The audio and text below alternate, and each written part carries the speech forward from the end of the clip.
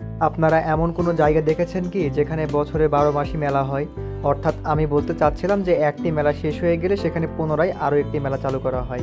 হ্যাঁ, এমন একটি জায়গা রয়েছে আমাদের রাজশাহী শহরে। আর এটি হচ্ছে নগর ভবন। এই নগর ভবনে কিন্তু বলা যায় যে ১২ মাসই মেলা হয় কম আর বেশি। তো এখানকার সিস্টেমটা কি যে একটা মেলা যখন শেষ হয়ে যায় তখন সেই জায়গাতেই কিন্তু আবার আরেকটি নতুন মেলা চালু হয়। তো এখন বর্তমানে যে মেলাটি হচ্ছে সেটি কিন্তু বৃক্ষ মেলা ২০২৫।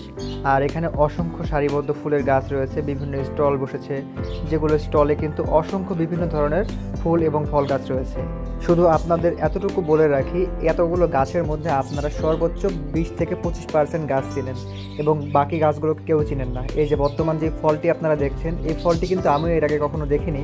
প্রথমে ভেবেছিলাম হয়তো বা মালটা, কিন্তু অনেকক্ষণ রিসার্চ করার পর দেখলাম না, এটা মালটা ফল না, হয়তো বা অন্য কোনো ফল। তবে এই ফলটির নাম যদি আপনারা কেউ জেনে থাকেন তাহলে অবশ্যই কমেন্ট বক্সে জানিয়ে যাবেন। এখানে কিন্তু শুধু ফুল এবং ফল গাছ পাওয়া যায় না, এর পাশাপাশি কিন্তু অসংখ্য ফুল ফল গাছ রাখার যে কোনো টবদানি রয়েছে বা বিভিন্ন ধরনের সার, সব কিছুই কিন্তু এই মেলা থেকে আপনারা পেয়ে যাবেন। এবং এই মেলাতে আপনারা কে কে এসেছেন, মেলাটি কার কার ভালো লেগেছে অবশ্যই জানাবেন। আর একটা বিষয় কি যে এই মেলাতে আসলে কিন্তু আপনারা যারা ছাদে বাগান করতে চাচ্ছেন বা আপনারা বেলকনিতে বিভিন্ন ধরনের ফুল গাছ লাগিয়ে রাখতে চাচ্ছেন, তাদের জন্য কিন্তু এই মেলাটা বেশ উপযোগী। কারণ এখানে এত পরিমাণ ফুলের গাছ রয়েছে যা আপনাদের পছন্দ হবে না এরকম কোনো অপশানই নেই। আপনারা যারা বিশেষ করে ভাবছেন যে এই মেলাতে আসবেন এবং বিভিন্ন ধরনের গাছ কিনে নিয়ে গিয়ে বাসায় বিভিন্ন ধরনের ফুল ও ফলের বাগান করবেন, তারা বিশেষ করে আজকে আমার এই ভিডিওটি দেখার পর আসবেন। কারণ আপনারা এখানে আসলে হয় কি অনেকের গাছ পছন্দ হয় না, তবে আমি এতটুকু বলতে পারি যে আমার ভিডিও দেখে আপনারা যদি আজকে আসেন, এখানে যত রকম গাছ রয়েছে আমি সবগুলোই আমার ভিডিওর মাধ্যমে তুলে ধরেছি আজকের ভিডিওতে। তো আপনাদের অবশ্যই পছন্দ হবে। যদি আপনাদের পছন্দের তালিকায় সেই গাছটি থাকে তাহলে আপনারা এই মেলাতে আসতে পারেন এবং এখান থেকে আপনাদের কাঙ্ক্ষিত গাছটি কিনে নিয়ে যেতে পারেন। তবে এতটুকু বলতে পারি যে পছন্দ হবে না এমন কোনো কিছুই না। যদি আপনাদের কেনার মতো ইচ্ছা শক্তি থাকে তাহলে পছন্দ হবে না বলে কোনো কথা নাই। এই মেলাতে অসংখ্য যেহেতু গাছ রয়েছে সেহেতু পছন্দ হতেই হবে।